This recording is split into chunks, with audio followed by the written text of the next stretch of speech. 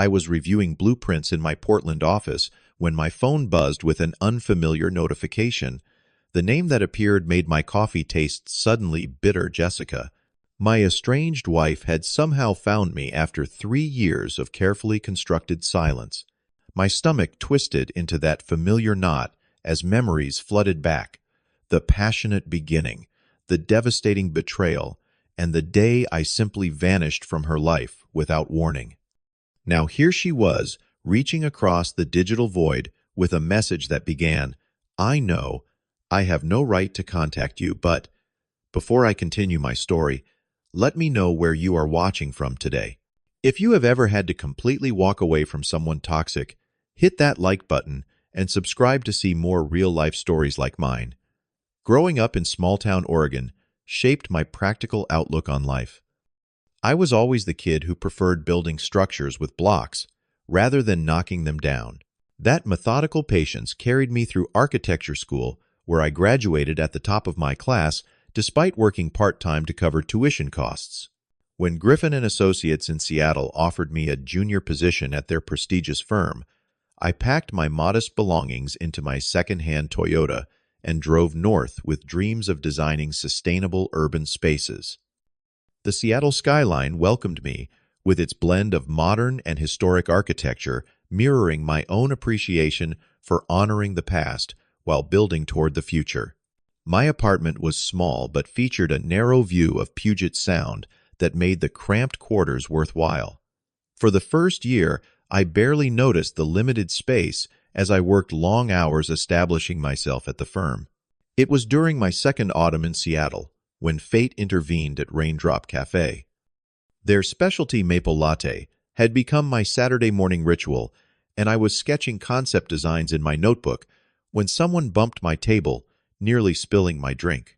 "I am so sorry," she said, steadying my cup with quick reflexes. "Wait, is that the Wilkinson Tower project I looked up to find a woman with curious hazel eyes studying my sketch?"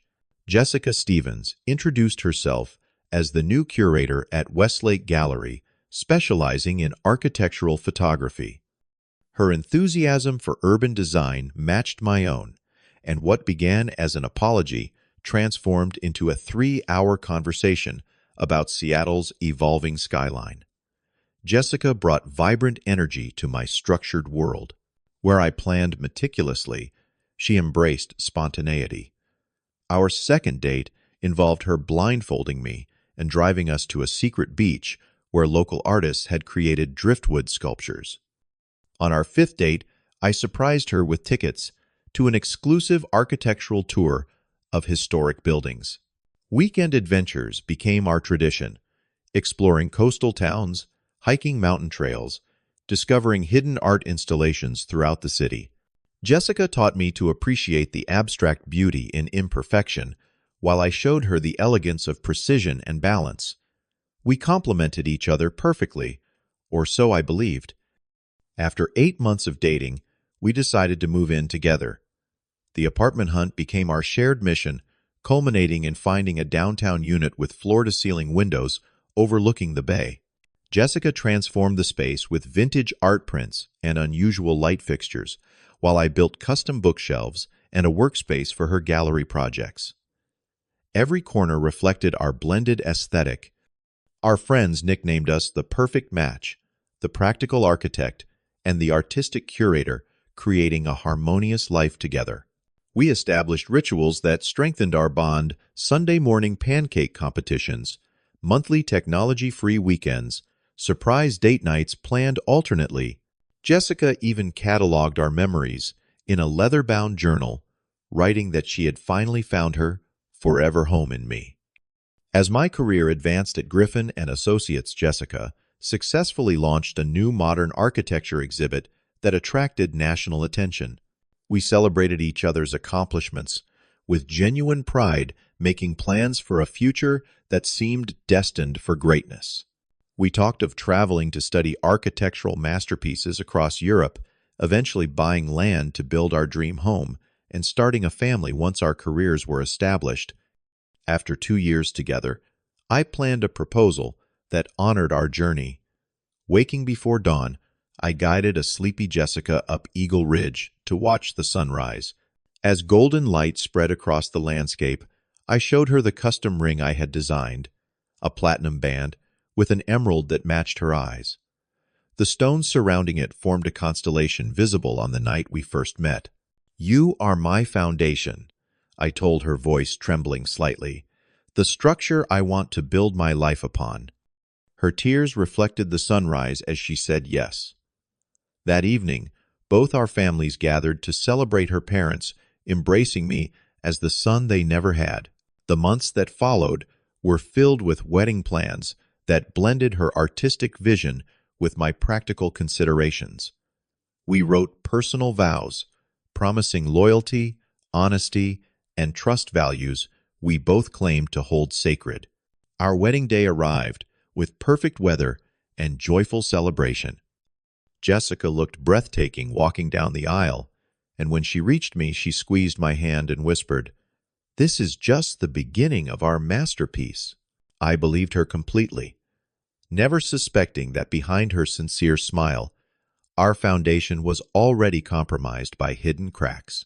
The subtle shifts in our marriage were almost imperceptible at first, like hairline fractures in a foundation that only a trained eye might notice. 3 months after our honeymoon, Jessica mentioned a new investor at the gallery named Thomas Harrington, a successful real estate developer with an interest in architectural photography. He had apparently taken special interest in her exhibition concepts. "He is funding an entire new wing for emerging artists," she mentioned casually over dinner. "He thinks my curatorial vision is exactly what Seattle needs." I was genuinely happy for her success, never questioning the late meetings that began to populate her calendar.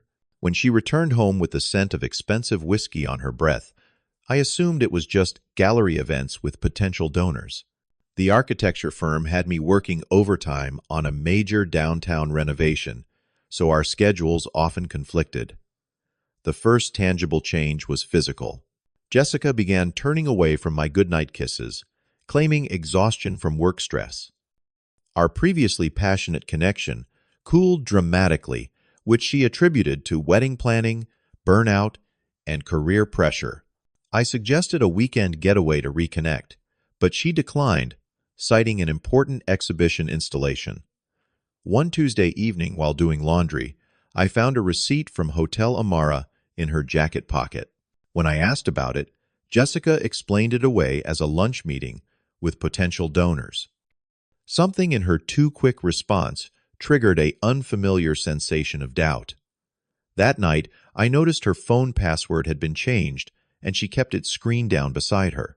My college friend Marcus, who worked in a downtown law firm, called me for lunch the following week. After awkward small talk, he reluctantly mentioned seeing Jessica entering a restaurant holding hands with a well-dressed older man. They had been seated in a private corner speaking intimately. "It might have been completely innocent," Marcus added quickly, noticing my expression. "Just thought you should know." I dismissed his concern outwardly, but found myself noticing more discrepancies. Weekend plans with me were increasingly canceled due to emergency gallery situations that could never be postponed. The perfume she wore changed subtly, notes of sandalwood that were not her usual fragrance. Most telling was the growing emotional distance. Jessica seemed physically present but mentally elsewhere during our rare evenings together. Despite mounting evidence, I desperately wanted to believe in innocent explanations. Perhaps the pressure of her new exhibition was causing temporary disconnection. Maybe the successful investor was just a demanding boss. I had invested everything in our marriage and could not face the possibility of betrayal. The truth revealed itself on a rainy Thursday when a server crash at the office forced me to work from home. Jessica had left for an overnight gallery retreat that morning. Needing additional screen space, I opened our shared laptop, which automatically loaded her email account she had forgotten to log out from. The message thread between Jessica and Thomas displayed immediately. With shaking hands, I scrolled through months of intimate exchanges, explicit photos, and detailed plans for their rendezvous. The affair had begun 6 months before our wedding, continuing uninterrupted through our vows, honeymoon, and married life. Jason is completely clueless, she had written 2 weeks earlier. He believes I am attending the Portland Gallery Conference this weekend, while you and I will be at the cabin. Another message read, I feel terrible about the deception, but I cannot give up what we have. The passion between us is something I never experienced before. Thomas had responded, Leave him. You deserve someone who understands your artistic spirit. The architect is too structured, too predictable for someone like you. My world collapsed as I discovered weekend trips I had paid for believing she was advancing her career were actually romantic getaways with Thomas. Hotel receipts, dinner reservations, even a weekend in the wine country during our first anniversary when she claimed to be visiting her sick friend, all fabricated to conceal the affair. I sat motionless for hours, reading through their correspondence, each message driving the knife deeper. The woman I had built my life around had been methodically deceiving me while I worked overtime to support our future. The cruel irony of her betrayal, beginning before our wedding, shattered any possibility of viewing this as a temporary mistake. That evening, I planned to confront her, calmly presenting the evidence and demanding honesty. But when Jessica stumbled home, late, clearly intoxicated from her gallery event, her defensive anger at my simple question about her evening changed my approach. I decided to wait until morning when she would be clear-headed for this life-altering conversation. Sleep evaded me that night. While Jessica breathed peacefully beside me, unaware that her parallel life had been exposed, I mentally drafted and redrafted what I would say. By dawn, exhaustion had settled into my bones, but clarity had formed in my mind. When Jessica awoke, I silently showed her the printed emails and photographs. Her initial reaction was outrage at my invasion of privacy, followed quickly by denial of the evidence before her. As reality set in, her strategy shifted to minimizing the relationship. It is just physical, she claimed, tears streaming. It means nothing compared to what we have. When that justification met my silent disbelief, Jessica transitioned to blaming me for her actions. My long work hours, my predictable nature, my failure to understand her emotional needs had supposedly driven her to seek connection elsewhere. If you had been more present, this would never have happened, she insisted. The final devastating revelation came when I pressed for complete honesty. Jessica admitted the affair had begun after she met Thomas at an art auction months before our wedding. She had considered breaking off our engagement, but concluded she could maintain both relationships, the stable future with me and the passionate escape with him. Thomas understands parts of me that you never could, she said, the cruelty of her words matching the cruelty of her actions. That statement crystallized everything. Our entire marriage had been built on deception. Every I love you, every future plan, every intimate moment had been shadowed by her secret life. The foundation I believed unshakable had never actually existed. I packed an overnight bag and drove to Eric's apartment across town. My oldest friend took one look at my face and wordlessly offered his spare room and a bottle of bourbon. That night, between broken explanations and stunned silences, the first phase of grief washed over me, shock so profound it felt like drowning. Jessica's messages began immediately, alternating between tearful apologies and subtle accusations. She would end the affair immediately, she promised. She would do anything to rebuild trust. In the same breath, she suggested couples therapy to address my emotional unavailability that had contributed to the situation. When I did not respond, she contacted mutual friends to intervene, creating a narrative where we were both at fault. Many believed her version, leaving me isolated in my pain. Her parents called, suggesting I was overreacting to a mistake their daughter regretted deeply. The gaslighting added fresh wounds to the existing betrayal. Work became my only sanctuary, though concentration proved impossible. My supervisor noticed my declining performance, but granted temporary flexibility when I briefly explained the situation. Jessica's alternating tactics, remorseful messages in the morning, angry accusations by evening, created emotional whiplash that left me physically ill. After 2 weeks at Eric's, I agreed to attend marriage counseling, not from hope, but from exhaustion. The therapist, Dr. Bennett, maintained professional neutrality, while Jessica tearfully described her regret and desire to rebuild. When my turn came, I simply asked whether a foundation this severely compromised could ever support a healthy structure again. Rebuilding trust after infidelity is possible, Dr. Bennett suggested, but requires absolute honesty from this point forward. Jessica nodded eagerly, squeezing my hand for the cameras. But leaving the session, I noticed her quickly texting someone. Glancing at her screen, I saw Thomas's name and a message: "Session finished. He might agree to try again. We'll call you later." Despite this, I attempted one final reconciliation effort, arranging dinner at our favorite restaurant. Throughout the meal, Jessica presented a performance of remorse and renewed commitment. Her phone continuously lit up with notifications she tried to hide. When she excused herself to the restroom, I confirmed my suspicion. Thomas was asking when she would return to him. The final breaking point arrived unexpectedly. Returning to our apartment to collect more belongings, I found them together in our home. The explanation that he was just helping her process the situation might have been laughable if it were not so painful.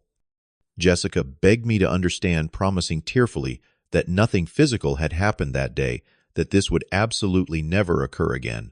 In that moment, watching her performance of remorse, something broke permanently within me.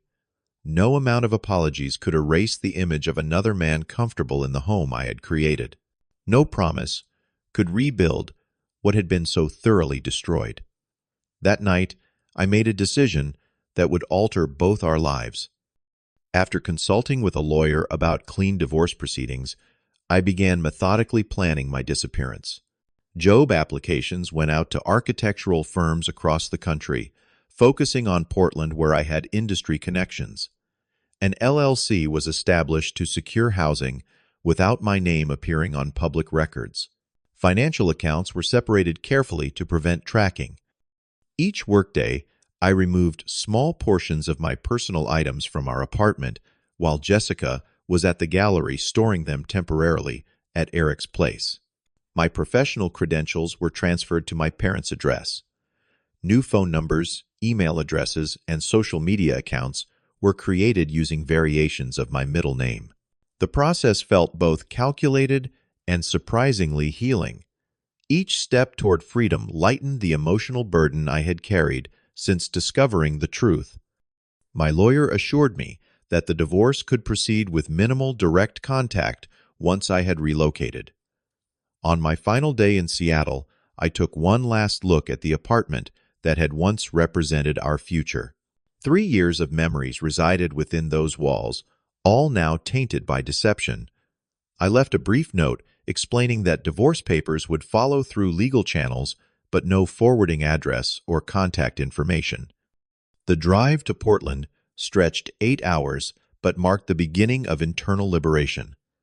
As Seattle faded in my rearview mirror, grief mingled with an unexpected sense of possibility.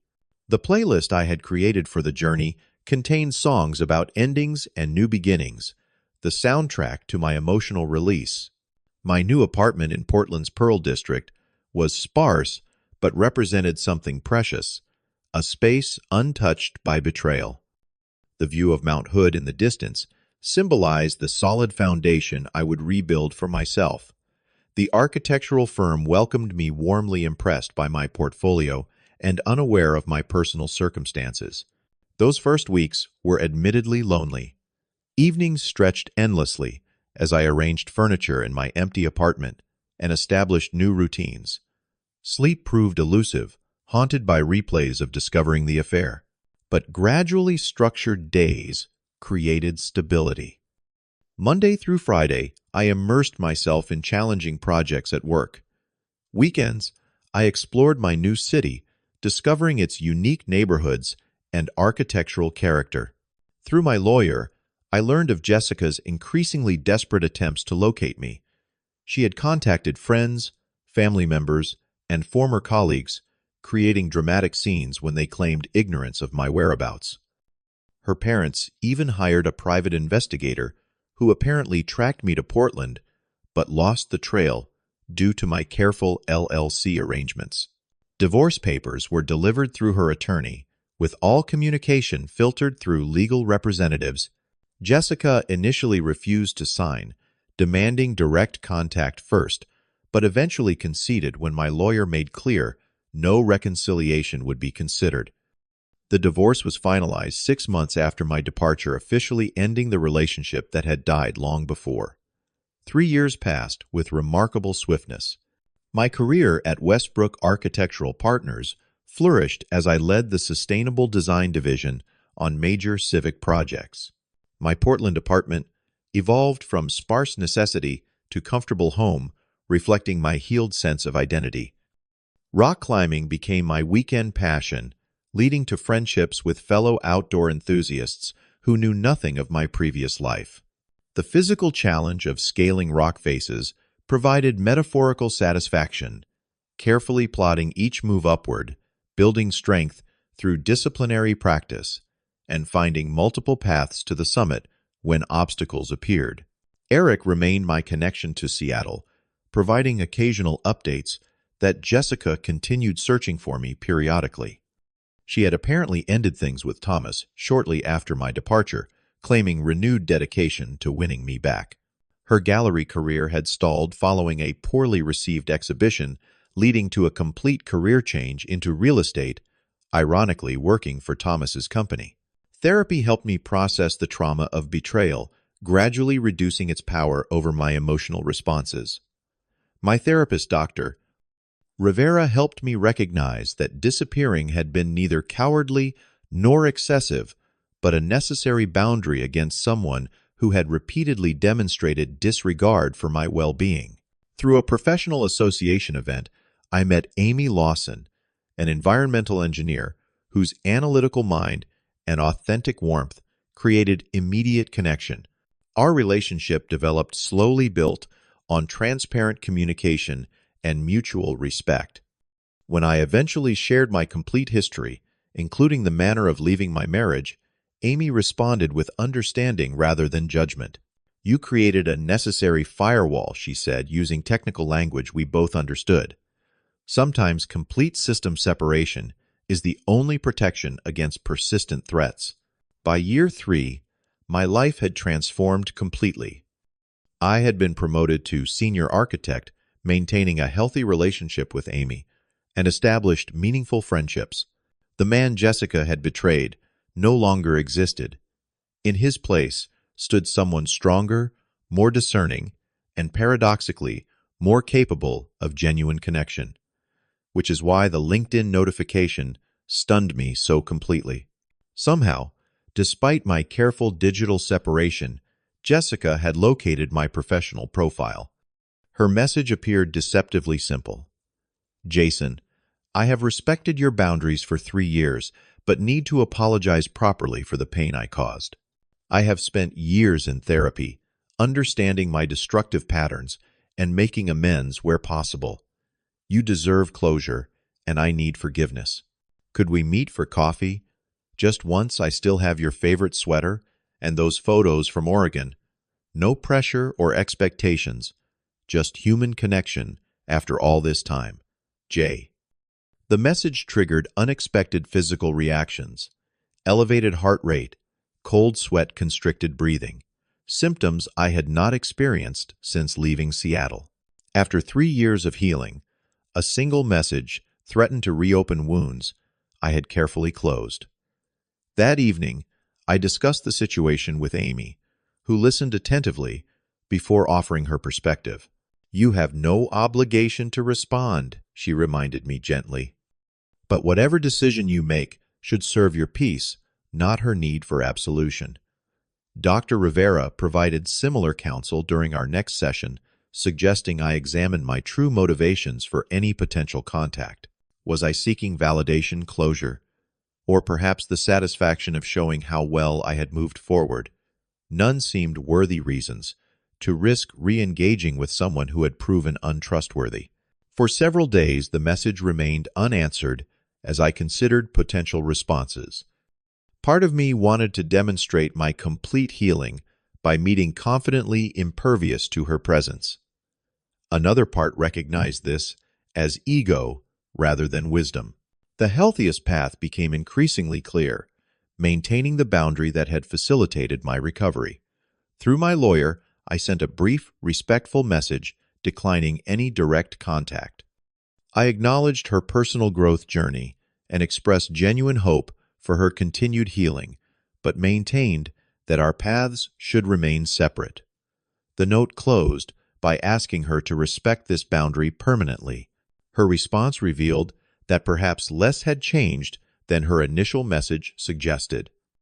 The measured tone disappeared, replaced by familiar emotional manipulation, accusations of cruelty claims, that I owed her the opportunity to apologize in person, suggestions that my refusal indicated unresolved feelings.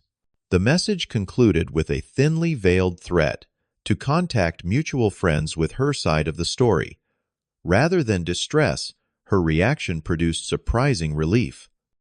The ghost I had feared confronting revealed itself as unchanged in fundamental ways, confirming the wisdom of my original decision. The woman who had once held power over my happiness now seemed smaller, somehow trapped in patterns I had successfully escaped. That evening, I attended a support group for those recovering from relationship betrayal, something I had benefited from during early healing, but now participated in as a mentor. Without using names, I shared the recent contact attempt and boundary reinforcement, hoping my experience might benefit others still struggling with similar situations. A newcomer to the group asked whether I regretted ghosting my ex-wife rather than confronting her directly before leaving. Confrontation serves purpose when both parties respect truth. I replied carefully. When someone has demonstrated consistent dishonesty, direct engagement rarely produces honest outcome. Sometimes a clean break is the only path to healing. The following weekend, Amy and I hiked to Multnomah Falls the Mist, creating rainbows in the sunlight. At the observation platform, overlooking the cascading water, I presented her with a simple ring of twisted silver and copper, metals that strengthened each other through combination. This is not designed to confine, I explained, but to honor what we have built together, something truthful from the foundation up. Looking back at the painful journey that led me to this moment of authentic happiness, I recognized something profound. The betrayal that once seemed capable of destroying me had instead forced a necessary reconstruction. By walking away completely, I had created space for something genuine to grow. The architecture of my life now stood on principles of honesty, respect, and self-worth, a structure designed to weather any storm. What I learned through losing everything was that love without integrity is merely performance. Trust, once fundamentally broken, cannot be repaired with the same materials. Sometimes the most courageous response to betrayal is not confrontation, but the quiet dignity of walking away. Not in anger, but in recognition of your own worth. Have you ever had to completely walk away from someone to preserve your sense of self? Share your experience in the comments below. Your story might help someone currently struggling with that impossible decision. If this resonated with you, please like and subscribe to see more real-life stories of resilience and rebuilding. Remember that sometimes closing one door completely is the only way to find the room where you truly belong. Thank you for listening, and may you find the courage to honor your own worth in every relationship.